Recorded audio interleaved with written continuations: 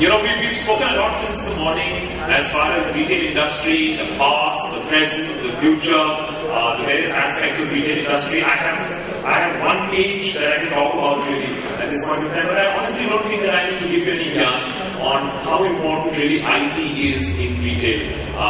Small examples of how really American super chains really manage their flows of goods and how quickly they can barcode things in and out. So, without wasting any more time, let's get to our panel because obviously we want to be with time. There is of course a time overrun that we're witnessing today. So let's start off the session. Let me first welcome our panelists, and this is of course going to be hugely important for you. One small thing, and that's where I come in, that's why I'm here. Please feel free to ask as many questions as you want. If you want, I will come to you and we can get the questions so that we really have the maximum amount of benefit really from this audience. You're not here only to hear, you're here to get your doubts and perhaps get some more information. That is based on desire. Can I call upon Sarkar, Division President, South Asia, Mastercard Worldwide, please come on the stage. Himanshu Chakrabarti, CEO of the mobile store, something that we've seen perhaps everywhere. Pushkar Sinai, CEO of BlackBerry Liva. And of course, co-moderator Rajiv Makli, a man you have seen on television day in and day out. He is perhaps India's technology guru as of now, also managing editor technology, NDTV, and session leader and moderator Ajit Joshi, MD, Infinity Retail. I hand over the microphone now to Ajit to take the session forward. I just want to be quick about this. I did mention in the morning that technology can be challenging and a lot of retailers have actually invested in wrong technology and they have ended up closing their shops. So technology can be really, really challenging. I can quote one example. A very famous software which is used in manufacturing was implemented some time back, and we did have Mr. Ghosh from the airline industry, which is part of the retail as well. ANZ Australia had gone ahead in implementing a particular software, which was again continues to be one of the best softwares used in manufacturing. And I was there in Australia in 1999. A lot of planes were sold, a lot of people, nearly 7,000 people lost their jobs. ANZ was actually closed. The wrong kind of technology was used by them. They had that kind of money to back it, and customers resisted. Rest is all history. So we need to be careful. There are enough examples in India also. A lot of large players who tried to implement technology. I know for sure, and I don't want to leave the retailer who came from Western world. Had a tie-up with Indian retailer, they tried to mix the click and model with the click model. They are very, very successful in the Western world. They continue to be successful, but they had to pack their bags in India because, again, huge investments were made into wrong kind of technology. I want to give you a small example. I'm sure some of you have seen this. How technology can be used by the retailers to make it very effective. So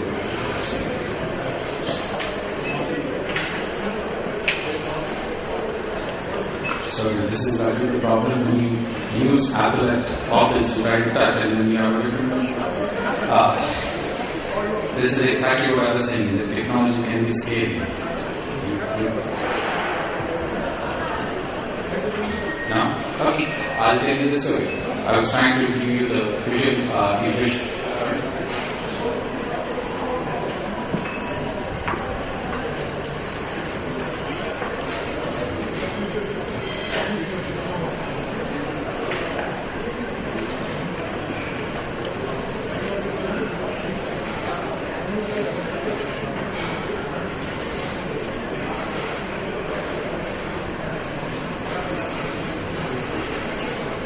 Basically what I wanted to show you, and you can see it on YouTube, how technology is used by the retailers. When Tesco went into Korea, they realized that Koreans were the second hardworking people around the globe after the Japanese race as such.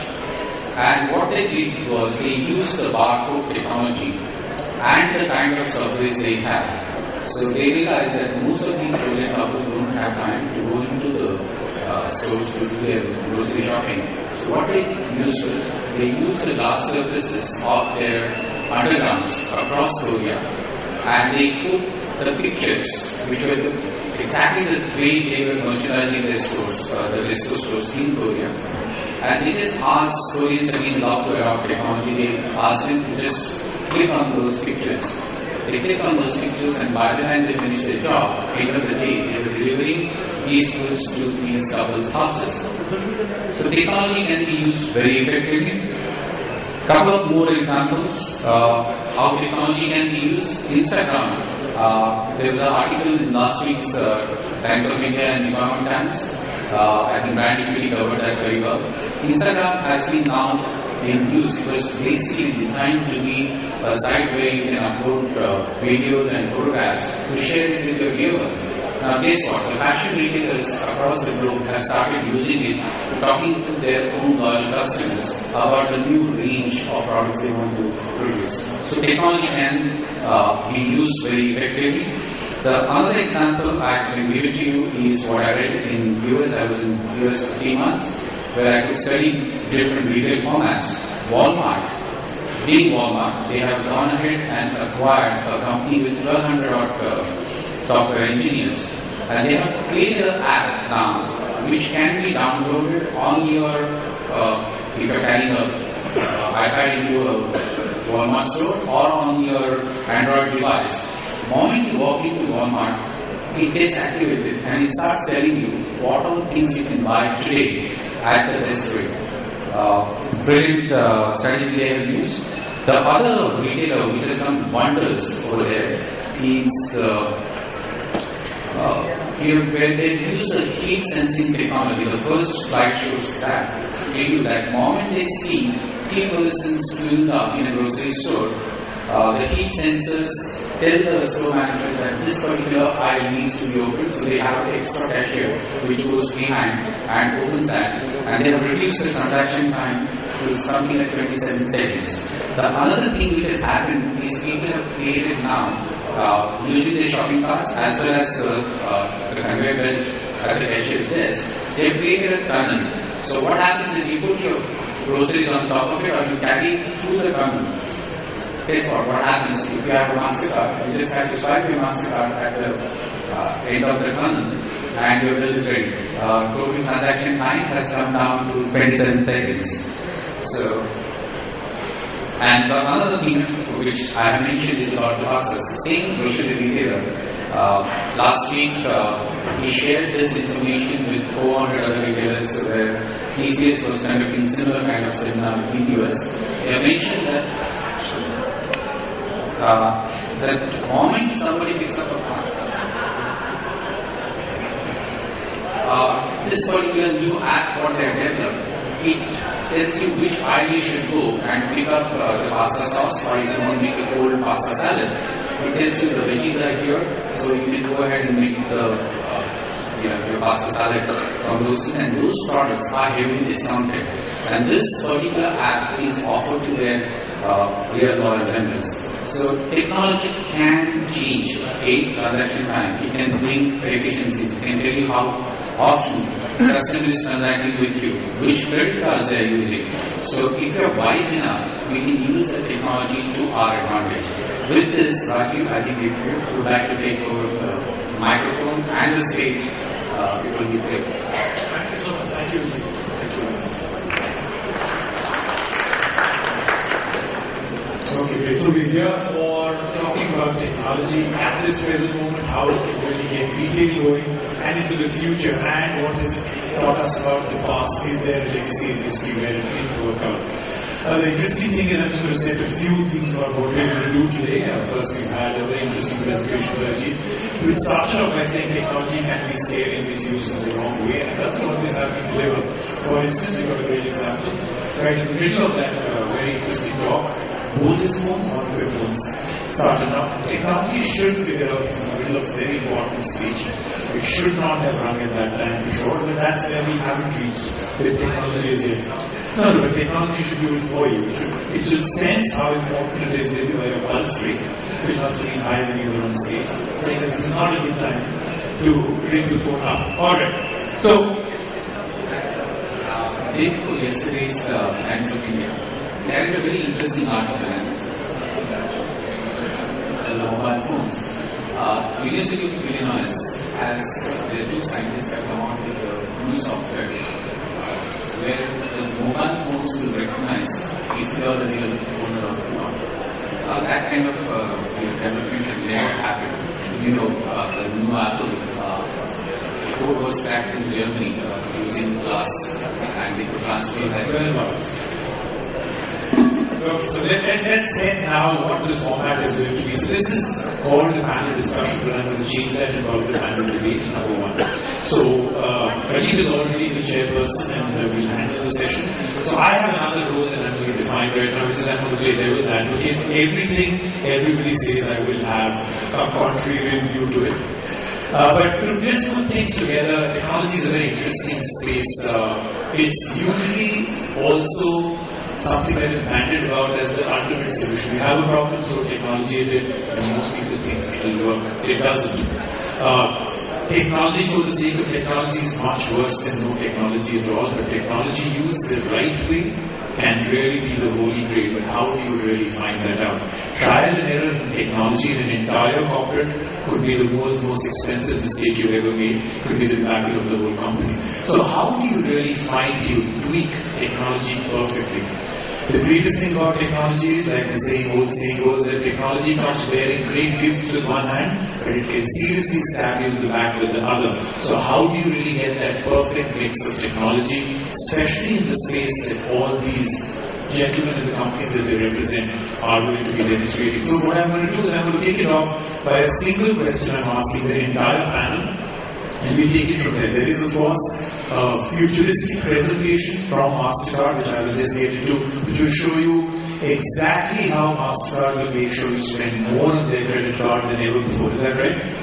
Okay, something like that for sure. So if you've got a bill right now of 50,000 a month, believe me, you're going to be heading to a whole different ballgame.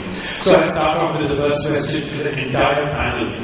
I use the word technology for the sake of technology may well be the most dangerous thing in the world. I'd love to know from each of your organizations where you are, and one example. This is what I'm going to insist every time. Let's find out by example things that have happened within the company that have been true learnings and why you're moving to the next level of technology with previous learnings. I'm going to start off for you. By the way, the Motorola that is represented here isn't the one that makes the phones. This is a whole different rugged device area. So if you want to find out from him when the Moto X in 7 different fashion colors come, he's not the right person to talk about. Are you okay to answer that for us? Okay. All of us.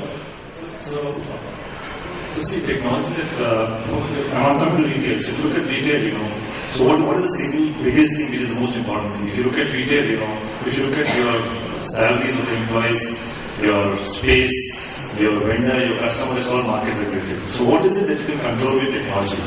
It is your inventory. And it's also other things like your employees, how are they productive? How can they be more efficient? And your processes. And that is exactly what I think, the retail requires, to control costs. So that is where technology comes in, according to me. Okay, so what's your company doing that could be a good showcase or window of future technology that is coming in that could dramatically change what you just said, inventory control or anything else? See, what's really happening today is that, customers are actually not coming into the brick and mortar store or into the retail stores. They're actually studying, if they have to buy LCD TV, they would actually study on the net. They would look at, what are the different models, what is it that they want, etc. So when they come to the store, they have far more great knowledge than even the person who is attending to them. So what they're really looking at is somebody who could actually answer the queries, and also seamlessly, there are multiple channels which actually happen. So there's brick and mortar, there's internet, there's mobile phone. So there are different channels, and all these need to integrate to give a customer a seamless experience. So if he wants to order on the net and go and pick up from the brick and mortar store, that's possible. He wants to do his research on the net and then go and see physically what is happening with the brick and mortar. That should be possible. So for that, retailers have to integrate the supply chain, they have to ensure that, even if the returns are there, people could pick up from any channel and the return to the channel. You do know that as you were speaking, I saw Ajit flinching because you just described his greatest nightmare, which is people will do all their research on the net, then for one or two of the questions that they haven't got an answer on, they come in and do a hands-on on a television or a mobile in his brick and mortar store, then go back and do a search for the cheapest website that will sell it to him. So now, Ajit, your time. How do you plan to handle what is now the greatest question mark, especially in consumer electronic retail, where you can get hands-on, you can give a great experience, you may still not be able to sell that to that person? Technology is the answer? Yes, technology is the answer. It is what happens with comfort of your home or your office. You are in a position to open 4 or 5 windows, compare the price what Inaugural.com has to offer versus anybody, including the mobile store.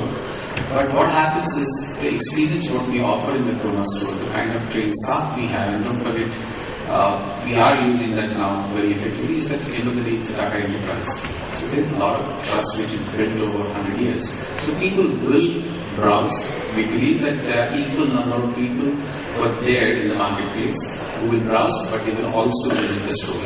And something which I want to share, I was last week in the US and I visited some of the Best Buy stores. And when I was talking to the store manager, she said, now just wait and watch what is happening. There were 3 ladies who walked into the store. This is the store in Long Island. The sales name will come to me. These people had ordered these mobile phones, Samsung Galaxy S4. The same dialogue was repeated every time the new customer walked in. They had ordered it on the net and they were going to pick it up from the store. First thing the salesperson said, congratulations, you bought a great phone. And before that very customer realized, he was actually walking away from his desk along with her, talking about whether to do everything else and going into the accessories area. And when they finished the transaction, that lady said, I earned $14 more because they evaluate their store manager's performance by the profit they bring in to the store, not by the top line. So the technology can be used very effectively. The other thing I can share is that this stupid thing was ringing, but it actually saved my life. I was on my way to Bombay House and my now ex-chairman, Mr. Krishna, always used to check what sales we had done, what profitability we have. And that particular day, I was not prepared. But those days, not this phone, but the BlackBerry we used to use. We had developed this particular app with TCS, which could show me, and I can showcase it to everybody here. It shows me the sale by the store. It shows the sale by the category. It shows the sale, whatever way you want to see it. In real time? In 45th minute of every hour, it gets updated. So, and the journey from my office to Bombay House is pretty long. So I was getting 2-3 updates by the time I reached Bombay House, but it saved my day. So that's something technology can help. So technology again, that time is the savior, right? But again, small warning. You need to be very careful. I talked about the BlackBerry. What is happening in the technology space, and this is for all of us, the retailers and people who invest lots of money. You need to be careful in selecting the partner with whom you are going to bet your money on.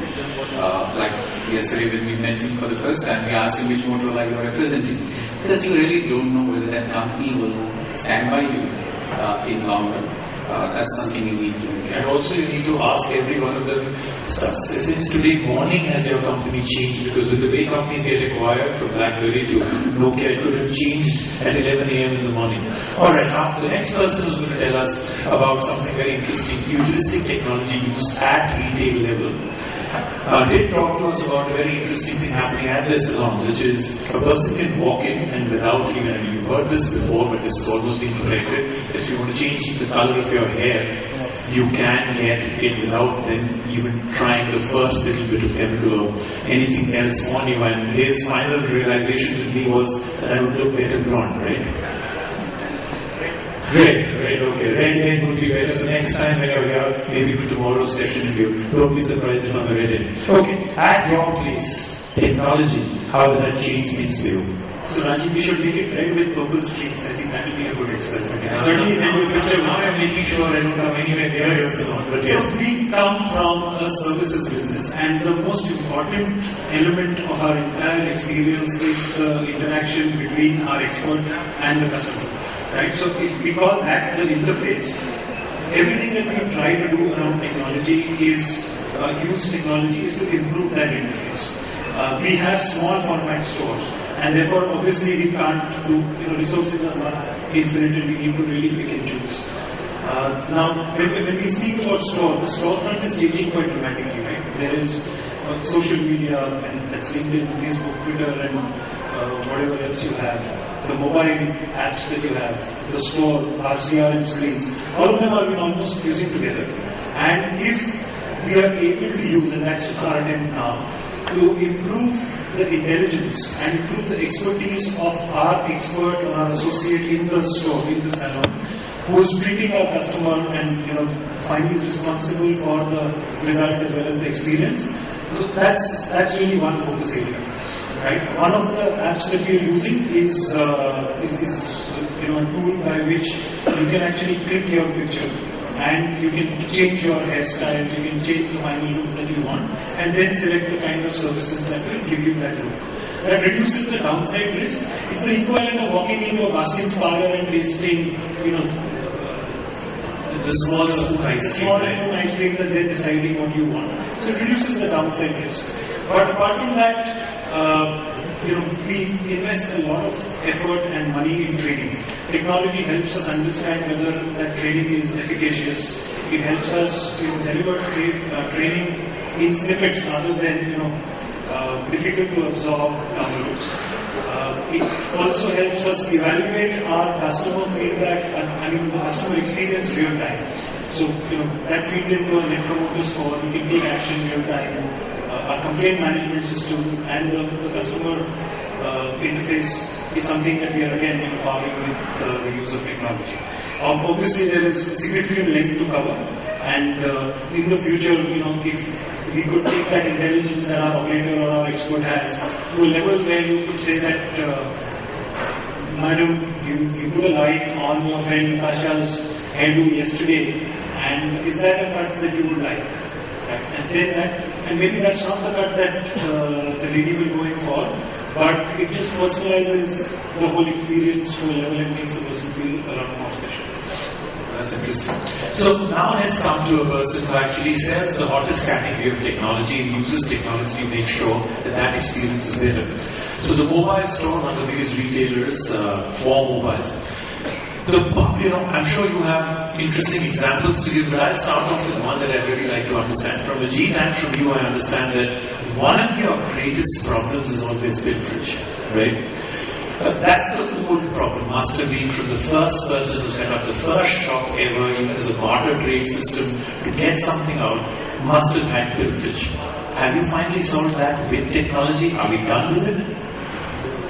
Yes, there are actually two parts to this. One is the technology front, and for us the challenge is that we have close to around 800 stores across the country, and these are small format stores. Large format stores have a slightly better mechanism of control for the simple reason that there are too many people, cashiers are separate and so on and so forth. Here you have 3, 4, 5 people in the store. So you have the chances of both the customer and employee leverage in equal measure. Probably more employee-centric possibility. And so it's a challenge which requires tackling both with technology and human intervention. On the technology front, we have something known as stock update. Every day, actually, all the stores update the stocks that they have. On the system, in any case, we have got stocks available real time. Let me backtrack. How do you come to know how much each store? Do they do a physical count? That's it. So system stock we know in any case. Right. That's known to us on a real-time basis. But they need to update the stocks as per what they count every day.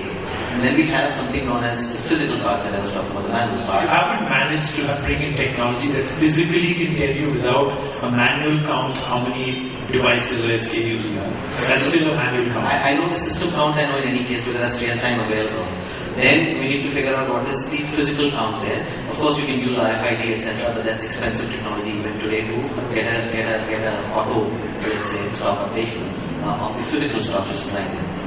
And then, of course, is the manual part where we have a whole mechanism through which we do the price checks and so on and so forth. But for us, the technology part in this is only to that extent in terms of control.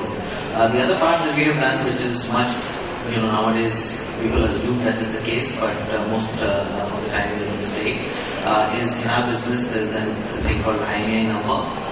And that's actually the biggest tracker for us. So we have worked out a mechanism to track where the IMEI device number, where is it moving.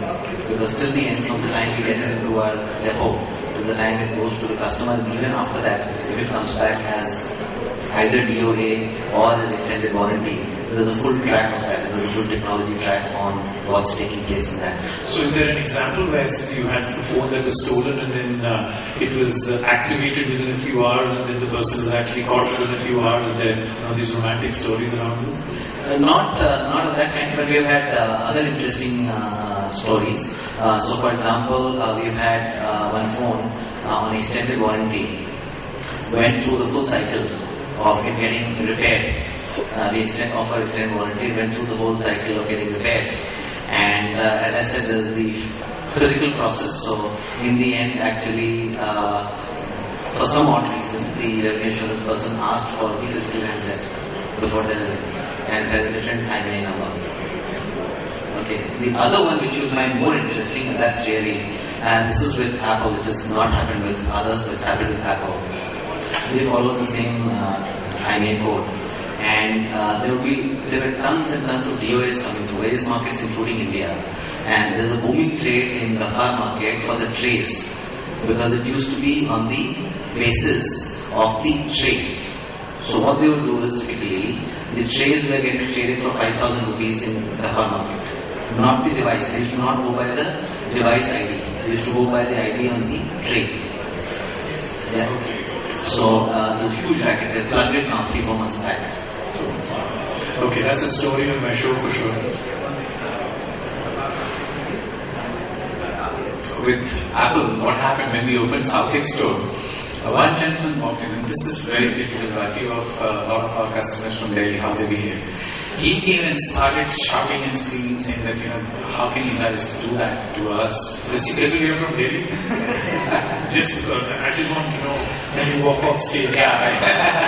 But don't forget, this is Mumbai. Okay. So he started screaming and shouting, saying that I gave you guys the phone, and what you're giving me is utter rubbish.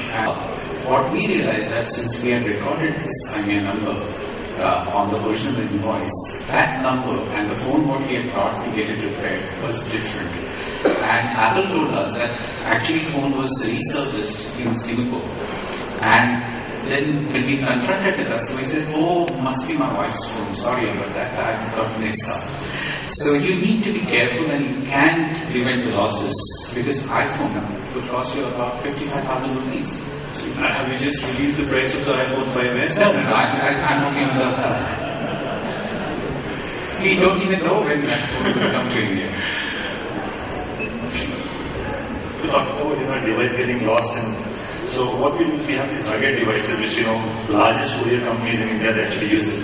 So and this has a lot of confidential information inside them. So one of these devices, these courier guys they were taking and they actually dropped it. And they dropped it, and they didn't know where they dropped it because they use a public mode of transport or bikes, etc. And these are rugged devices which fell into a pool of water as well, and then this device would not be found later on. So using a tracking mechanism, because we remotely control the devices, we could actually find out where it was. This was found with a small kid in slum and actually got it. And we were able to kill the device and later on locate the device and get it to and each of these devices are very expensive. The kid was not using it for any transactions, right? It is only the heavy paperweight and computer. Sorry, before we go to Arya, I thought I must share. We have a lot of retail friends here. And before you ask this question about the pilferages, there's one pilferage which commonly happens is the cash. A lot of us believe because we end up paying 1%, 2%, depending on the kind of volume we give, banks charge at 1% fees for the cards you use. Trust me, you, in the long run, you will be in a position, and at Chrome also we are facing this problem, that cash gets stolen. Either your employees are caught or your customers cheat you. But if you believe in credit card transactions, actually I have listened to Ajay in Munich when he was talking about handling of cash, the cost attached to the handling of cash versus putting the transaction on the credit card. You actually long term you save money. You do know that now Ari will obviously now that you've given such a vote of confidence, that percentage will be increased by him now. You've done it publicly on stage. Okay, so the rest of the panel has taken up quite a bit of time. Ari hasn't got any time as yet. So we'll start first, Ari, with your presentation. We'd love to see how the future of credit card will change for actual consumers. So let's take a look at this. Thank you, Rajiv. Thank you, Ajit, for that great sales talk that you gave. You did my job, and I really appreciate that. Good afternoon, everyone. I fully recognize that this is the afternoon session. So my plan to keep everybody perked up and awake is to do as little talking as possible and show you some pretty exciting videos on what the consumer shopping experience is going to look like here in India in the future and not too distant future. So I think that's what I really want to do. Provided I can get this to work. So I'm praying this couldn't. So I'm praying that I can make it work.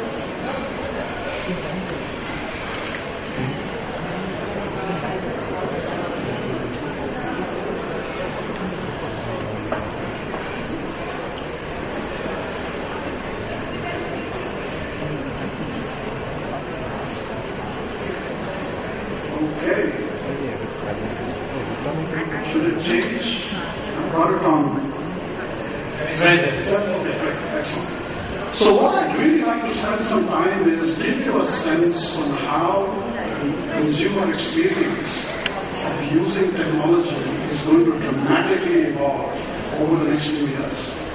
And also for merchants who can really benefit from this change and really understand the consumer a lot better. So the fact is, consumers really want to find better ways to pay. They want this to be frictionless, they want this to be safe, secure, simple, and they go about it in a very, what I call, manner that's just second nature to them. As far as merchants, they really want speedier checkout lines. If you look at some of the organized retail formats at peak times, just the wait time in the queues can be quite unnerving. So that I think is clearly a requirement for the merchant community. In addition, which is still kind of early stage today, is does the merchant really understand the consumer? We talk about some tools that will enable the merchant to really understand the consumer. Another fact really is there is cost of cash. He talked about it.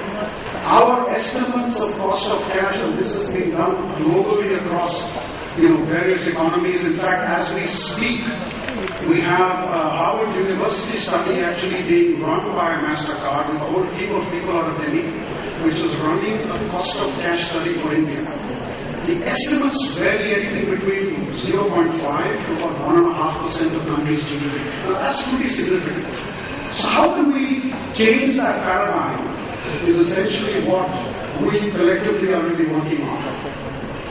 Technology continues to transform traditional businesses. Ajit again talked about a Walmart case, and I'm really hoping that I'll be able to show you that live on how that consumer experience in the Walmart store actually is panning out. And it's pretty fascinating.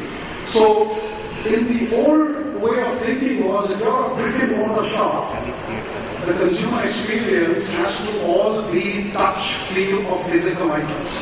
What Walmart is really doing is they're combining technology and making that consumer experience far less frictionless, far more exciting, and they're able to go in and out in a much more faster manner. So let me get this video to work.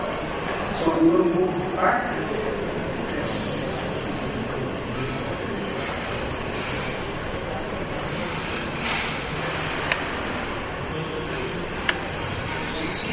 A faster way to check out. Now your device is a mobile app for iPhone and Android. Step 1. Download the app. When you enter the club, launch the app and the in-club mode is automatically activated. Step 2. Scan while you shop. Just scan the barcodes on the products you are purchasing. You'll even get instant savings notifications on select products. Step 3. Check out quickly at any register. When you're finished shopping, Scan & Go sends items to the register. Scan your mobile membership card right on your phone. Your basket automatically loads on the register. Then just finish and pay. Experience Scan & Go for yourself. It's available on the Sam's Club mobile app for iPhone and Android. Download it for free today. So that's one innovation. We're also going to show you another innovation that we have launched in Australia.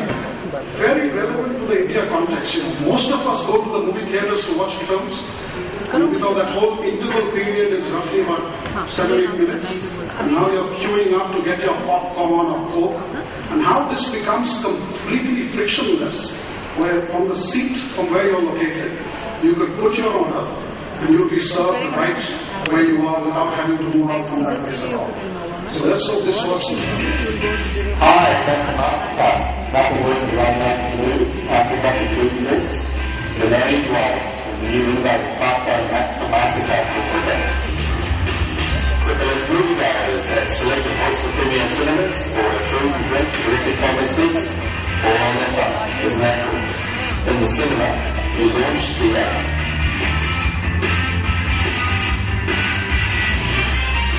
Scan, tap, or type the QR code located on your items. You choose your items from the menu.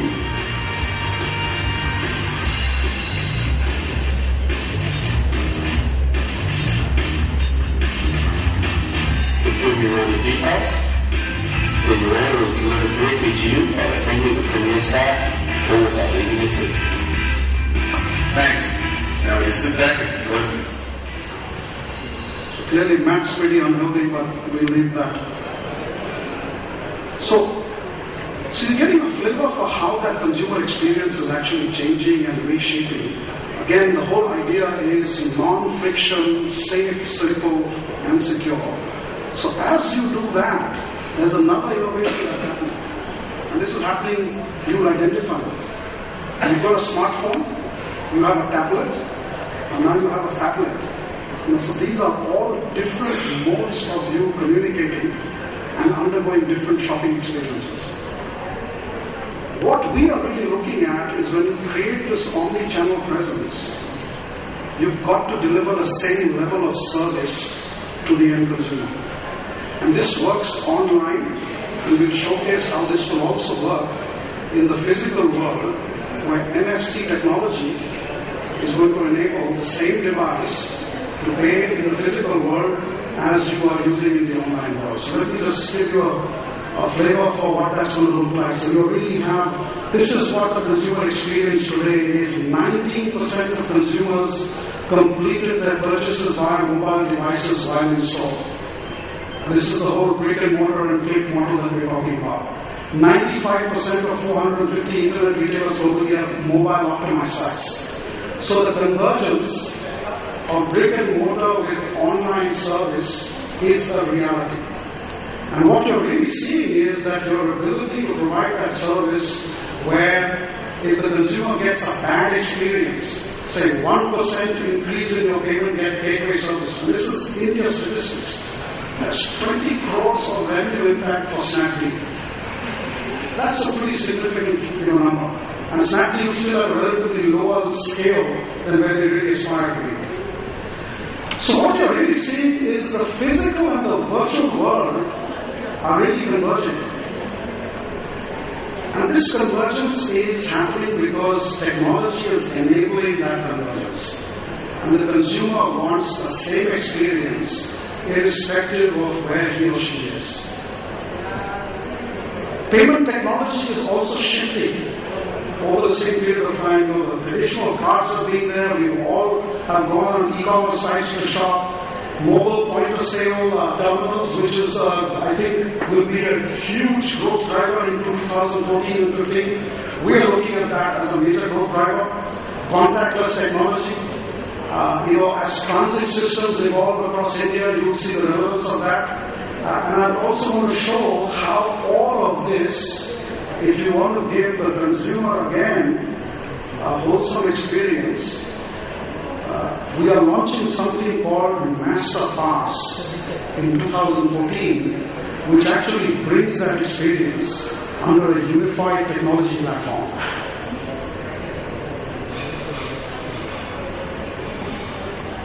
Go to digital wallets. The digital world has also transformed shopping. Now every device is becoming a shopping device.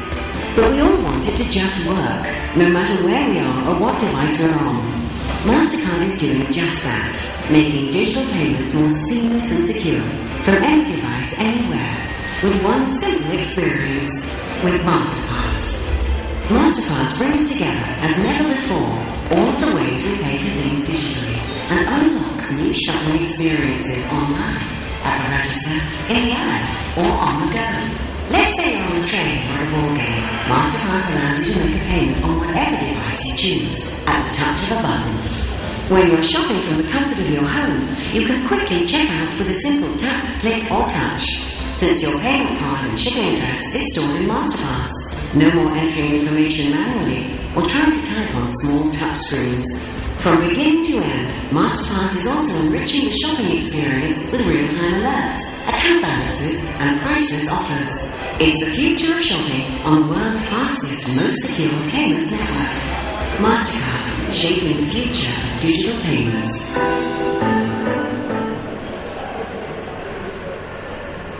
So the next stage, which is now a little bit, I'm taking you to the merchant's world. So we've talked about the consumer. Clearly the consumer experience is going to go through dramatic change. What does the merchant see from all of this?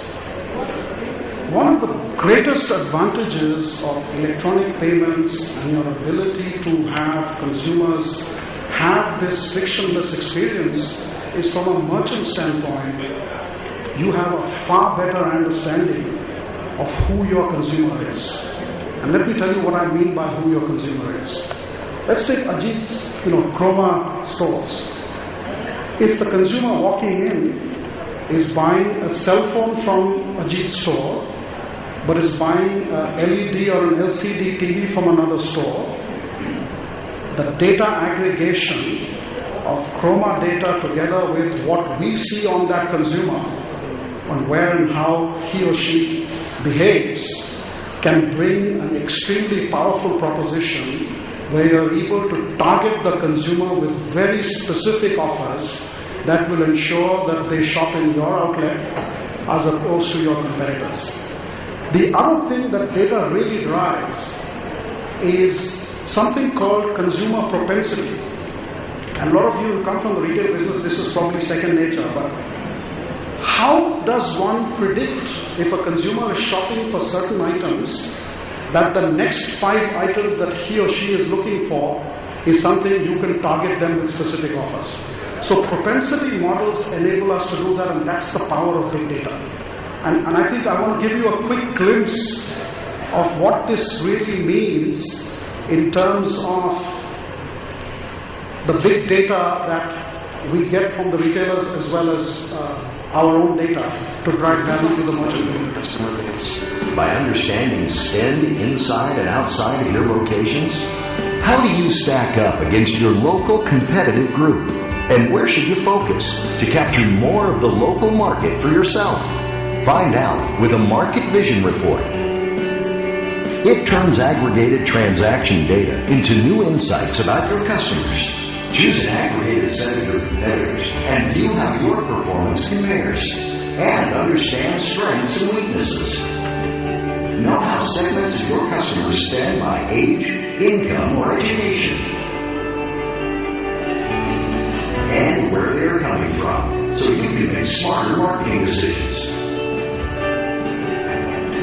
Understand how your local market is performing today and over time, and how your share stacks up. Know the key drivers of retail performance through peak selling seasons and make adjustments that drive bottom line results. Know your performance, act to affect improvement, and measure the impacts. Learn how to get your customized monthly reports. Visit MastercardAdvisors.com/marketvision.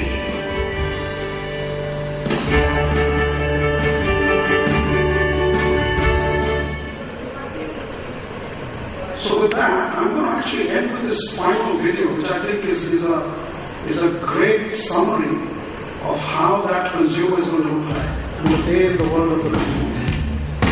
Starting from today, everything changes. Now you can use Facebook to pay your friends. And you can pay them via email too.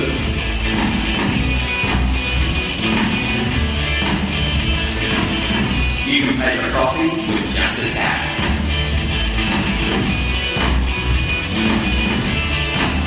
And when money hits your account, you'll know straight away.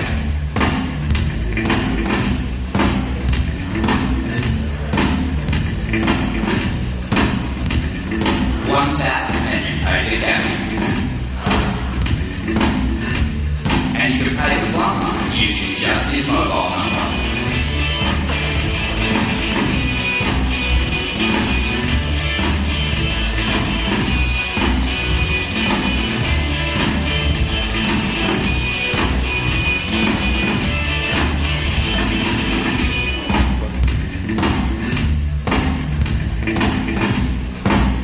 You can even pay for petrol.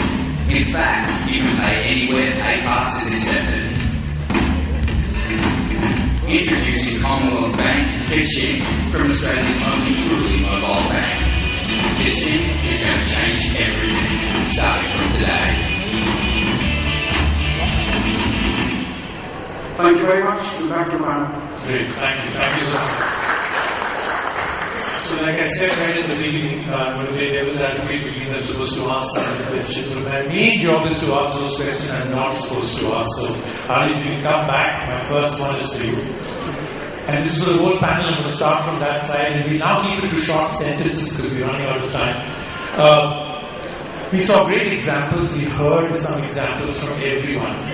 Strangely enough, none of these technologies are here in India. Why is it that mostly when we talk about technology, retail, the people sitting here are all from this country, representing companies that are here. We never get to see, here's a video of what we did right now in the country. Why are we only showing examples of things happening abroad? Are we not technology savvy? Is the Indian consumer not ready? It's a great question, Rajiv. I think one of the things of challenge of any new technology launch into markets like India is, and I think the previous panels in the morning talked about, is scale of opportunity in India. Is the scale large enough to justify such big innovation to come into India? What we really are looking at is, for any new technology shift, you've got to see scale is building up. So give you a sense, e-commerce, $12 billion volume opportunity today in India. So e-commerce today has now got scale where a masterclass type solution launch makes it completely credible to have a national rollout. And that's what we intend to do in 2014. Let's talk about NFC technology, which is contactless payments. You need a couple of big moves in the Indian retail industry, and we are now looking at transit as a big enabler. So when you have metro stations enabled for contactless technology, the sheer adoption rate dramatically moves up. So whether it's financial institutions, whether it's merchants or the consumer adoption, kind of follows some of these seismic changes that happens. So, yeah, please. I think what we will see in India is you will not see absolutely new technology being implemented in India first. That's unlikely to happen in the near future. But we see very interesting adaptations. I'll just take a minute to explain one of these. One of the big problems with the e-commerce industry in India is the COD mechanism, cash and delivery. There is transit loss, reconciliation, courier companies are not equipped, voice disappear. So, for example, one of the things that Flipkart did in this case, which is a competitor, did was once they had a huge number of people on the field. And the main thing is that they will surprise you every time by delivering quicker than you think they can deliver. What they did with these boys is that they equipped them with these machines where a COD order could be changed to a card swipe order. So they all carry these machines. In fact, they carry these machines. A large number of COD orders are converted to these. Now, this technology is the Square technology. We are all familiar with Square as a technology. But that, in the format in which it is in the Western world, is not the way it is going to see its business in India. It's the adaptation of this with our challenges, which is where we will see the technology. Can I just add to that point? I think you made a terrific point. And this device essentially is converting every mobile phone into a payment device. And that, we believe, is a huge growth driver for India in the next 2 to 3 years. And we have big plans for MPOS terminals going into the next 3 years. So great. So 2 examples there. Now, a very specific example from you. You actually get the pulse of sometimes what they're doing. They're not really directly dealing with the service. You're predominantly only selling a service. You could have adapted, evolved, and brought around an incredible amount of technology. Is there hesitancy in doing it? See, actually, the constraint only purely to the customer. What you do in the back end to manage your business is not the technology I'm talking about. To the customer. At the end of the day, correct me if I'm wrong, this whole thing of an app that can take a picture of you and then do this may well be 8 to 10 years old in terms of others having done it. You brought it now. So it's not really, oh my God, my jaws dropped to the floor because you're doing it. Why not something more? Why not customize for Indians for the kind of thing, our culture, what are we really wanting for? Why haven't you done it? What's the hesitancy? I think the second part of your question has the answer embedded in it. See, we don't use technology for the sake of using technology. So we don't get up, in the morning saying, today we must, use some dramatic technology, because consumers, at least in our context, don't desire it. They want simple experiences, they want dramatic results, they want less risk. If technology can help us do that, help us individualize the experience, then yes, there is a place for technology. Else then technology has the role in driving costs down, optimizing our resources, driving sustainability. But at the front end then, it should allow us to make the experience better, easier, give us dramatic results.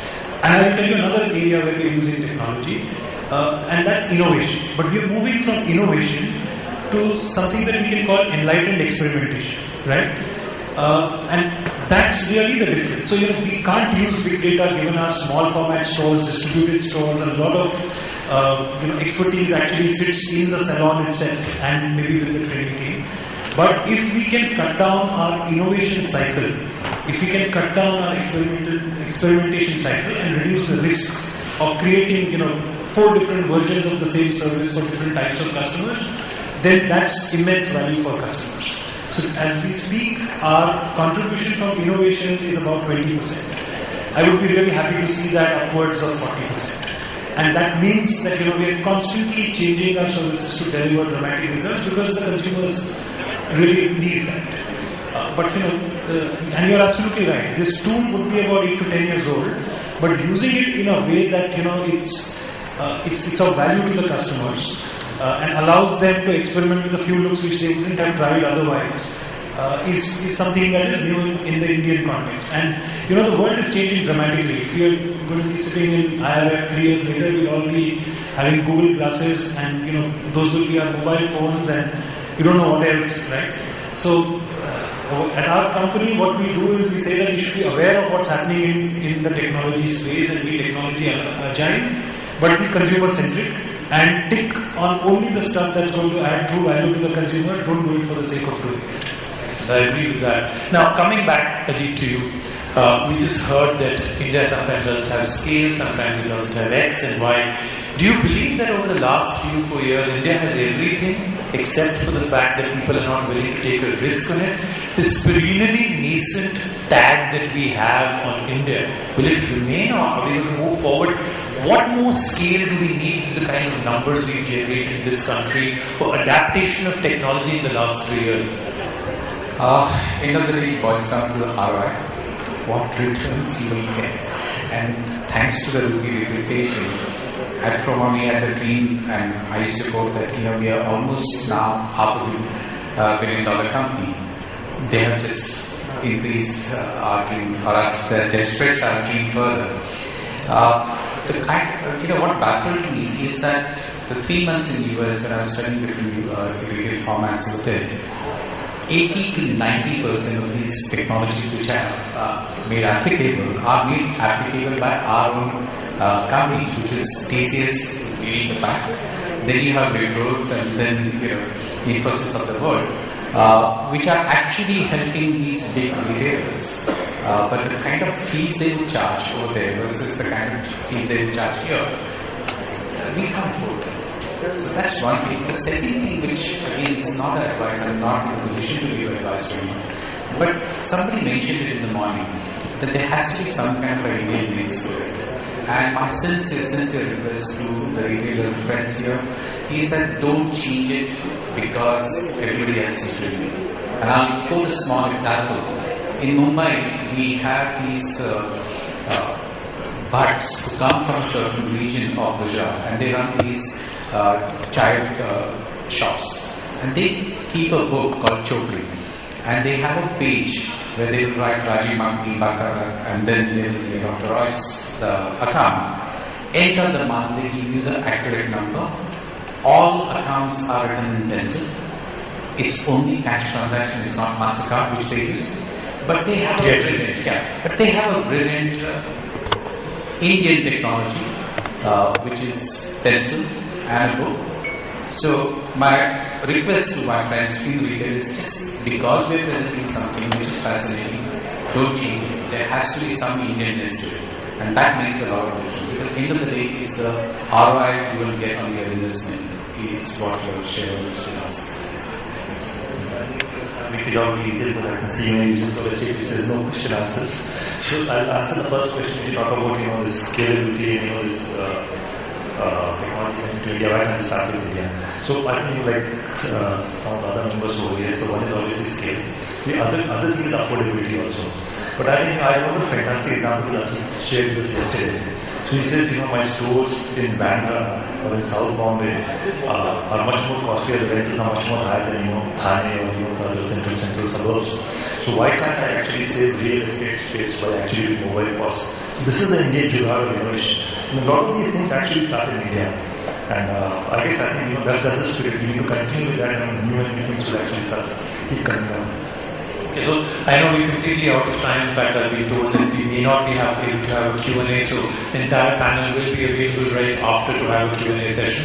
I'm going to close this with a one-sentence future prediction from each, so I'd like you gentlemen to look into your crystal balls. And it is one sentence and not more. Look into your crystal ball and each of you tell me one thing that personally excites you about the category that you really represent that could be really a great window to the future. One sentence within your own category, something in the future that will really make a huge difference. So I think what really make a difference, and is already doing this, is the omni-channel in retail. So we'll see that the different channels, which is mobile, internet, laptop, and people coming through catalog buying, etc., all merging and becoming one thing. And the other big thing is I think GST that comes in, which talks about huge big warehouses, and I think it will also make a lot of sense for the retailers in terms of saving costs. So these are the two things which I think Ajit, in retail of technology, something that's exciting you into the future. Well, it's constantly changing. Like today we will be launching Learn 3, and next month we will have Apple iPhone available here in India. That's fascinating. And the second thing which is fascinating to me is it's something in our DNA as Indians that we love to adopt new technology faster than anybody else.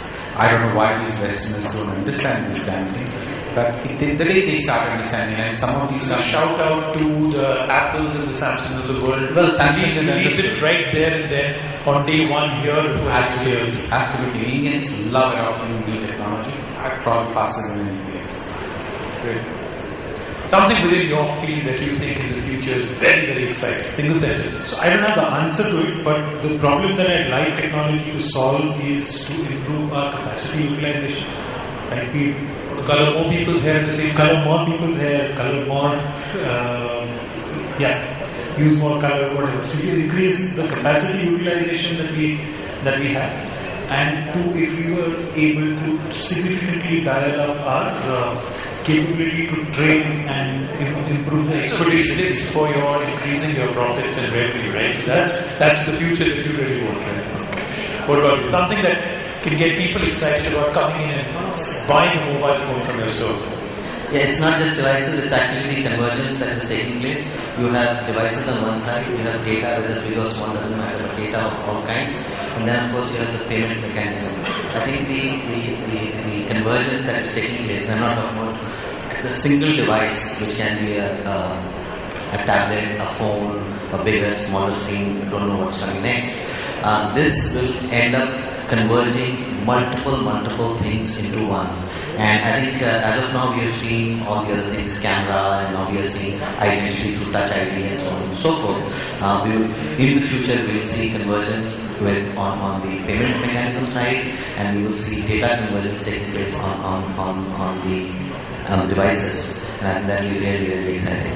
Now the man who stands to benefit of all these things actually all come true. Will it all be money for you? Well, I'm most excited that convergence, omni-channel presence with consumer experience and what we're going to launch in 2014 with MasterPass, I think will be extremely exciting for the industry. I'd like the chairperson of this session to give us just the last summary of everything that really has been spoken about today and your thoughts. Well, thanks, Rajiv, and all the panel members. Trust me, future of technology is very exciting. But many times you need to be careful, you need to be realistic. And what is suitable for your business is something each one of us need to analyze and then only adopt to the new technology. Just don't change it for the heck of it or it's fashionable to be technology savvy. Just be careful on that. Okay, excellent. I think great words to start and end. Let's thank everybody out here, and I'd like the panel to remain. The launch of this very interesting set of articles by Vector Consulting Group, the Supply Chain Knowledge Partner of Higher 2013. They're releasing Leap Ahead, a collection of thought-provoking articles highlighting new paradigms required to leverage supply chain for profitable growth. So, and the magazine is, of course, specially been brought out for the retail forum. It's on your table. If you don't have it on your table, it's right outside. Please do go over it. It has, of course, a lot of information in it.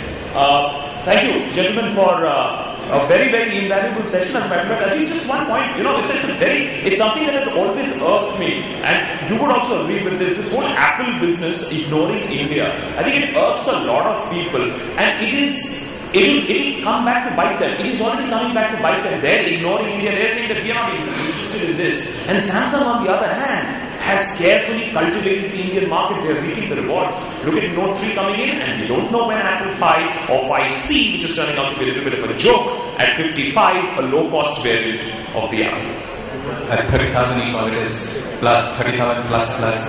It will not be a low-cost phone. I hear it's 50,000 plus. So you did say nobody knows when the iPhone will come out. I'm going to make one statement out here. There is one person on stage that does know when it may be coming out, but whether it's which person, I'm not going to really speak about. But thank you very much, everybody. And once again, sorry, no question answer session here, but the entire panel available right after. Do have a personal interaction. Thank you very much. Thanks for being here.